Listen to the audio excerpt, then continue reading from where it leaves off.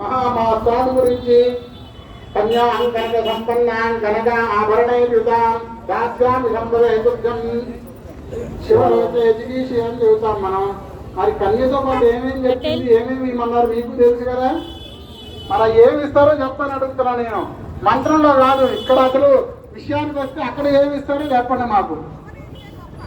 అసలు మా అమ్మాయిని మించింది ఏముందో చెప్పండి మీరు. ఇప్పుడు మీరు మా అమ్మాయితో పాటు ఏమిస్తారన్నారు. అసలు మా అమ్మాయిని మించి ఏముంది ఇంకా సృష్టిలో? అమ్మాయిని మించింది ఏముంది? అమ్మాయిని మించింది ఏముంది ఇంకా చెప్పండి. ఇప్పుడు మీరు కట్నం ఏనంటారు, ఏమి అదే మా అమ్మాయిని ఇంకా అంటారు, పెట్టుబడులు ఇవ్వంటారు. ఏం పెట్టుబడులు ఇవన్నీ ఏంటండి అసలు? అట్లా కాదమ్మా, మా అందాక మా అబ్బాయి రూపం అడిగారు, ఆస్తి అడిగారు, మొత్తం చెప్పాము. మా అబ్బాయి నచ్చట.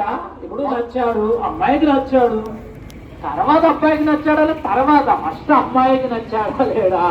నచ్చాడు, తీసుకొని వెళ్ళిపోవటం అంతేక. ఏమండి? కాబట్టి పార్వతీ అమ్మవారి గూర్చి పరమేశ్వరుడు ఎలా అయితే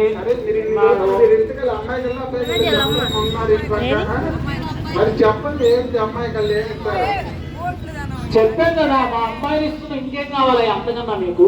మా అబ్బాయి కూడా పూర్తిగా అని చెప్పుకోవాలి, ఇంకేం అనకూడదు. మా అబ్బాయి గురించి కూడా గొప్పను వాగండమ్మా.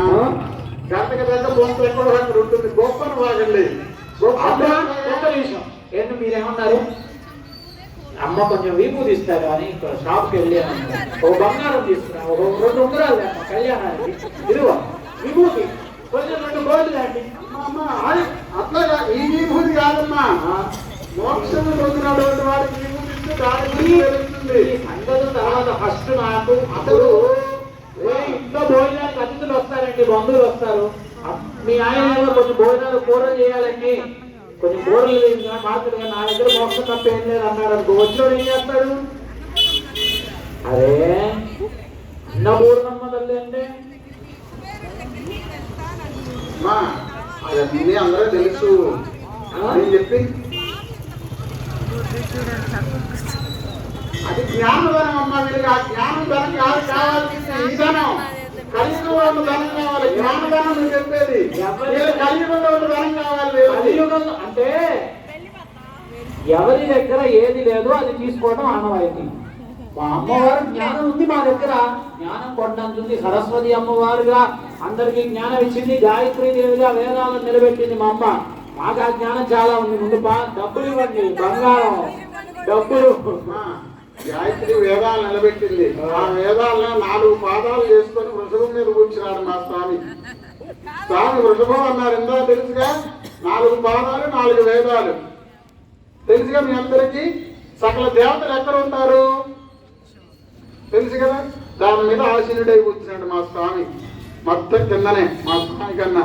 అది ఒప్పుకోండి చాలు. మీరు కట్నం ఇవ్వైనా ఏది ఇవ్వైనా మా స్వామి గొప్పనే ఒప్పుకోండి, అంతబట్టికి మీకు చెప్పేది అంతే. సరే, ఇదంతా బాగానే ఉంది. గంగాని ఎవరో ఉన్నారంటున్నారు, మరి ఆయాగమ్మా గంగా అని చెప్పారు కాబట్టి. మరి వాళ్ళ విషయం ఏంటో తెలియలేదు. గంగా అన్నారు, బాగానే ఉంది. మా స్వామి కూడా గంగా అనేది భగీరథుడు అనేటువంటి మహర్షి ఉంటారు, తెలుసు కదా మీ అందరికీ. ఆ భగీరథుడికి 9 కుమారుడు. ఈయన రోజు కూడా సంధ్యావందనం చేసుకోవడానికి నదీ తీరానికి వెళ్తూ వస్తూ స్వామి అక్కడే స్నానమాచరించి 9 కుమారులు తీసుకొని సంధ్యావందనం చేసుకుని వస్తూ ఉండేవారు. ఈయన ఒకరోజు తపస్సు చేసుకోవడానికి కూర్చున్నప్పుడు 9 కుమారులు మొత్తం కూడా నదిలో దిగి ఎలా పడితే అలా జలకాలు ఆడుతూ ఉంటుండారు. రాలయ్యి మూర్చిల్లిపోగాక అని చెప్పని మూర్చిల్లిపడి గంగ వెళ్ళిపోతుంది వెనక్కి, తలకాయ నొప్పి వచ్చి. అప్పుడు మరి గంగ లేకపోతే సృష్టి కావాలి కదా.